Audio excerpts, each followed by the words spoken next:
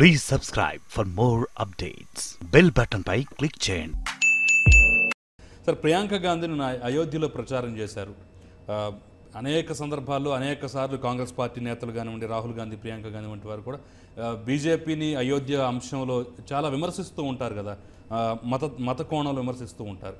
అలాంటిది ప్రియాంక గాంధీ అయోధ్య నుంచి ప్రచారం చేయటాన్ని అసలు ఎలా చూడాలంటారు? అంటే ప్రియాంక గాంధీ ఇప్పుడు అయోధ్యలో ప్రచారం చేయడమే కాదు, అంతకుముందు ప్రయాగరాజ్ నుంచి వారణాసి వరకు గంగా యాత్ర జరిపారు. మధ్యలో అనేక దేవాలయాలు దర్శించారు. రాహుల్ గాంధీ కర్ణాటక గుజరాత్ ఎన్నికల్లో శివభక్తుడు అయి నేను దత్తాత్రేయ గోత్రీకుణ్ణి, ఉపనయన సంస్కార సహిత బ్రాహ్మణుణ్ణి అని కూడా చెప్పుకున్నాడు. అందువల్ల ఎందుకు అవుతుందంటే బీజేపీ తీసుకున్న ఒక మెజారిటేరియన్ ఎజెండా వల్ల కాంగ్రెస్ ఇబ్బందుల్లో పడుతుందని కాంగ్రెస్ భావిస్తోంది. ఎందుకంటే హిందువులకు ప్రతినిధిగా బీజేపీ ప్రొజెక్ట్ చేసుకోవడం, కాంగ్రెస్ పార్టీని హిందువులకు కాకుండా మైనారిటీల ప్రతినిధిగా ప్రొజెక్ట్ చేయడం. ఎప్పుడైతే ఈ బీజేపీ అగ్రెసివ్ హిందుత్వ పాలిటిక్స్ చేసిందో దీన్ని ఎదుర్కోవడానికి లౌకిక తత్వం అనే ఆయుధం పనికిరాదు, మనం కూడా సాఫ్ట్ హిందుత్వాన్ని చేపట్టాలి అనేది ఒక ప్రయత్నం. ఇది ఇప్పుడే కాదు, మీకు ప్రియాంకనే కాదు, రాజీవ్ గాంధీయే షాబాను కేసులో సుప్రీంకోర్టు ముస్లిం పర్సనల్ లాకు విరుద్ధంగా తీర్పు చెప్పింది. అంటే ఒక ముస్లిం మహిళకు 3 సార్లు తలాక్ని విడాకులు ఇస్తే మృతి ఇవ్వాల్సిందే అని ఖచ్చితంగా హ్యూమన్ రైట్స్ని అప్హోల్డ్ చేసే తీర్పు. దీన్ని అమలు చేయకుండా చేసేందుకు ముస్లిం మత ఉన్మాదులతో రాజీ పడి రాజీవ్ గాంధీ పార్లమెంట్లో చట్టం తెచ్చాడు. అప్పుడు తీవ్రమైన విమర్శలు ఎదుర్కొన్నప్పుడు అయోధ్యలో వివాదాస్పద స్థలం తాళాలు తెరిపించాడు రాజీవ్ గాంధీ ప్రధానమంత్రిగా ఉండి. తాళాలు తెరిపించడమే కాదు, అక్కడి నుంచి ఆయన తన ప్రచార యాత్ర కూడా, ఎన్నికల యాత్ర మొదలుపెట్టాడు. కానీ వీళ్ళకి అర్థం కానిది ఏంటంటే ఇవి చేస్తున్న సమయంలో బీజేపీకే ఆయుధాలు ఇస్తున్నారు. ఎలా ఆయుధాలు ఇస్తున్నారు? ఇప్పుడు ఎప్పుడైతే శివభక్తుని అవతారం రాహుల్ గాంధీ ఎత్తి నేను ఉపనయన సంస్కారం చేసుకున్న బ్రాహ్మణుణ్ణి అని అనడో వెంటనే బీజేపీ సంవిధానం నీ గోత్రమేంది అని మొదలుపెట్టారు. బీజేపీ వాళ్ళు కాంగ్రెస్ మళ్ళీ ఇబ్బందుల్లో పడడం. ఎందుకంటే అందరికీ తెలుసు వాళ్ళ తల్లి మతాంతర వివాహం కనుక, తండ్రి తల్లి కదా, నాయనమ్మ తాతయ్య కూడా. ఇప్పుడు ఆ వివాదంలోకి వెళ్ళనే కూడదు, ఎన్నికల్లో వ్యక్తిగత అంశాలు రాకూడదు. కానీ తెచ్చుకున్న తర్వాత బీజేపీ అందులో ఎక్స్పర్టీస్ కదా, బీజేపీ ఇందులో పిహెచ్డి, టెక్నికల్ డిగ్రీ, అన్ని డిగ్రీలు తెచ్చుకున్నారు వాళ్ళు, చాలా పవర్ఫుల్ ఇందులో.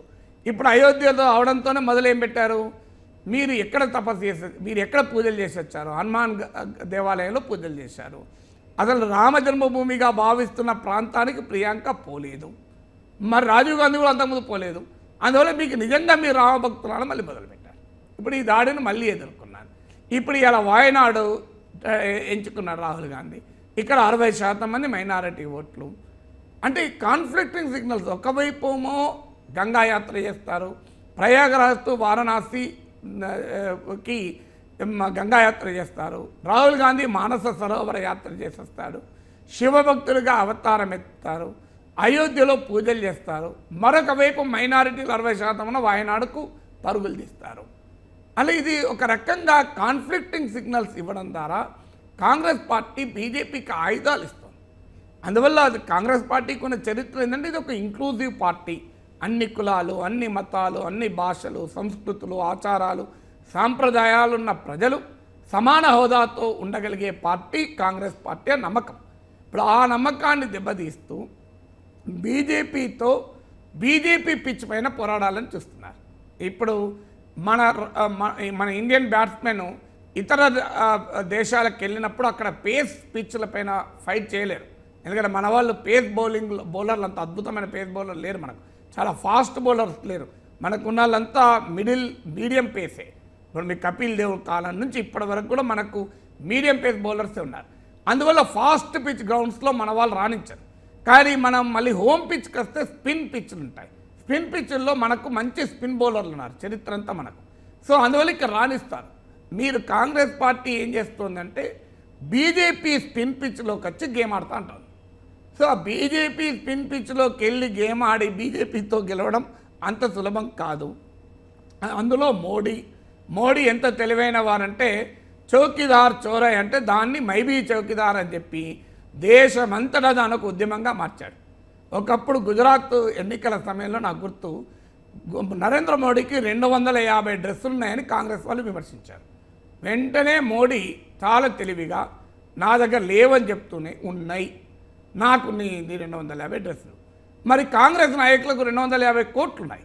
250 కోట్లున్న కాంగ్రెస్ నాయకులను ఎన్నుకుంటారా, కేవలం 250 డ్రెస్సులున్న నన్ను ఎన్నుకుంటారా అన్నాడు.